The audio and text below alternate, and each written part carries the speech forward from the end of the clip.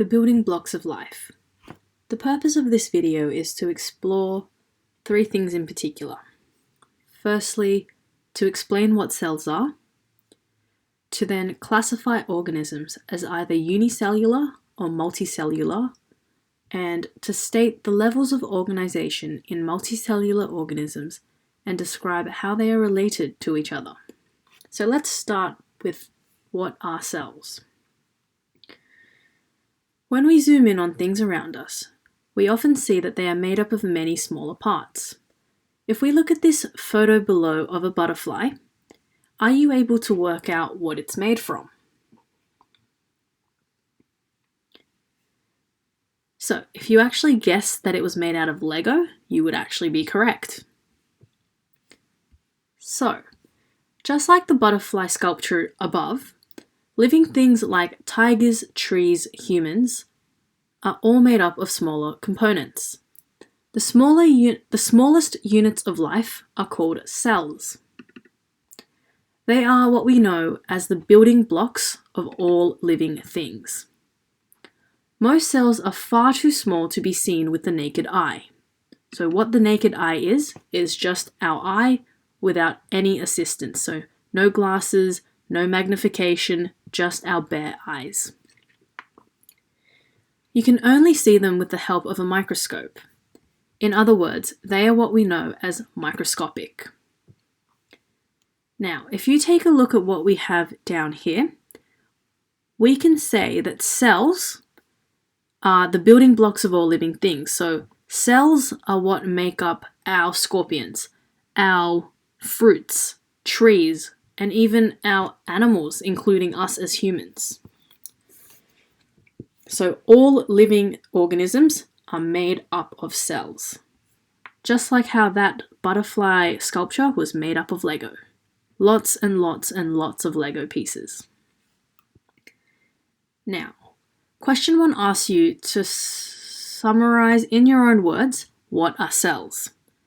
Pause this video and actually have a try and write down what your understanding of a cell is.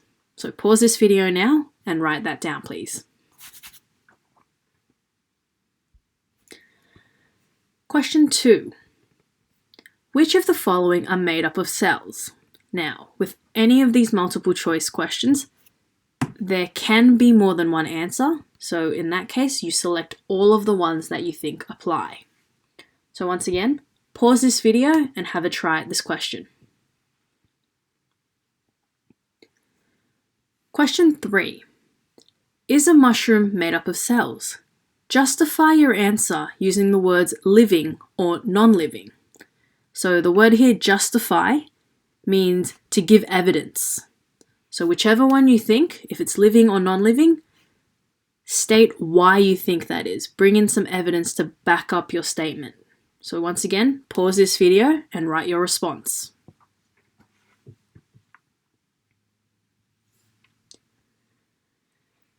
Moving on. One cell or many. Living things that can survive on their own are known as organisms. Your skin cells are not organisms because they depend on the other cells in your body to keep them alive. But you, as a human being, are an organism. And so is an oak tree or a whale or a dog or any other living creature. Some organisms consist of just one cell, and they are known as unicellular or single-celled organisms. The reason why a one-cell organism or a single-celled organism is a unicellular organism is the word uni means one. Think of it as if someone has a unibrow, they have one eyebrow. Or if someone rides a unicycle, it's a type of bicycle with only one wheel. Types of single-celled organisms include bacteria, amoebas, and even yeast. So on the side here, we can see this left-hand side, we use yeast to bake bread. So the live yeast cells in these little granules are way too small for our eyes to see. So these are what the yeast cells actually look like. And This image on the right is what we can see in a powerful microscope. Other living things are made up of many cells and are known as multicellular organisms. They include most of the living things you can see with the naked eye, including many animals, plants, and fungi. In multicellular organisms, there may be trillions of cells working together to keep an organism alive. These cells come in different types and perform different jobs. So think of the word multi, meaning more than one. So an organism that has more than one cell. So down below here, we have a variety of multicellular organisms. So we've got some kelp, some mushrooms, spiders, or even moss. All of these are examples of multicellular organisms. Moving on to question 4. You have been asked to drag and drop the following organisms to classify them as either unicellular or multicellular. So the organisms that they're talking about are these ones down below here. So all you have to do is look at each one. If you think it is a unicellular organism, just click and we'll just drag them into the right spaces. So what I'm doing now is just an example. They are by no means correct or incorrect. So once again, pause this video and try question 4.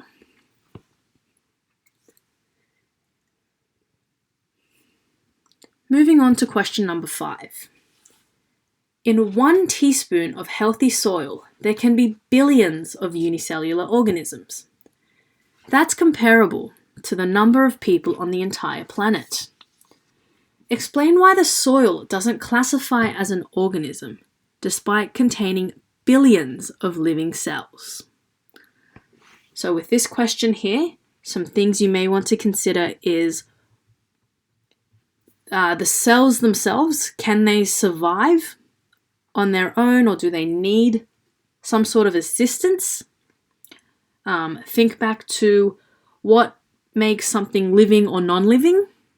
So pause this video and have a try of this question.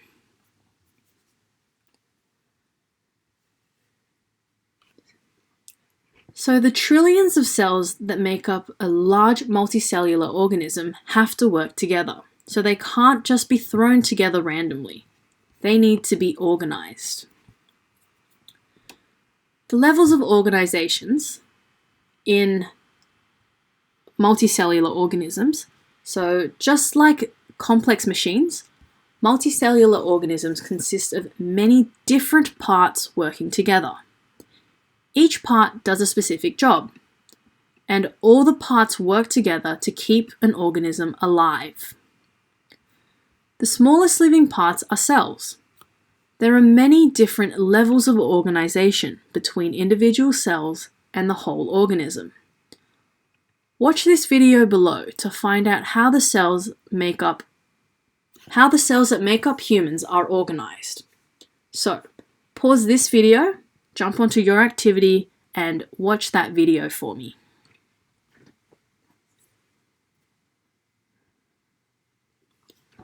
So, after watching that video, question 6 has asked that in your own words, you summarize what you saw happen. So pause this video, take a moment to jot down a summary of that video.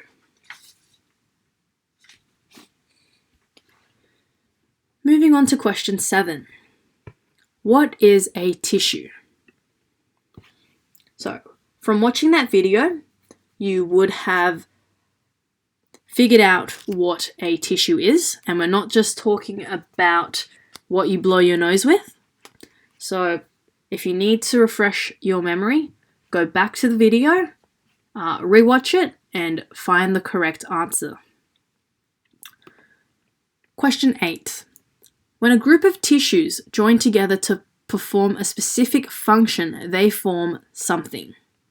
So once again, your answer would have been in the video above. So if you need to, pause this, go back and rewatch it. Question 9. The bones in your body are a part of which organ system?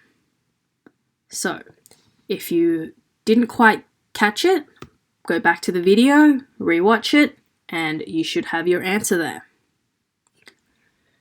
Question 10. Describe the function of the skeletal system. The key word here is describe. So what it means is provide characteristics of what the skeletal the skeletal system does. So pause this video and jot down what the skeletal system does. Question 11 asks that you drag the levels of organization into the right order. So down below in this space, we have the different levels of organizations, and you've been asked to drag them into their appropriate spaces. Once again, the video above has explored that. So if you need to refresh your memory, pause this video, go back, and you can quickly move those into their correct orders. Did you know that 3D printers are being used to build real organs? Instead of spraying out ink to make words or images, these printers build up layers and layers of cells. The new technology is called bioprinting. Printed tissues and organs could help thousands of patients who are desperately waiting for an organ transplant, and donor organs are always in short supply.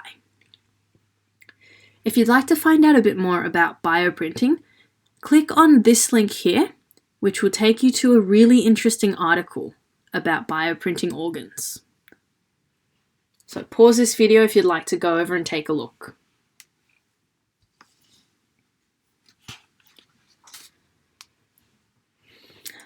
The last thing I'd like you to do today for this building blocks of life is a quick evaluation and reflection. So, complete the table below to connect what you've learnt about cells to what you already knew. So, first of all, how is this info in this lesson connected to what you knew? Just jot it down in this space here. In the middle, what new ideas surprised you or extended your thinking in new directions? And what still challenges you or makes you wonder about cells? So, pause this video, write down your answers. And once you've done that, down in this bottom corner, you should see a blue box that says, "I'm finished, show my teacher."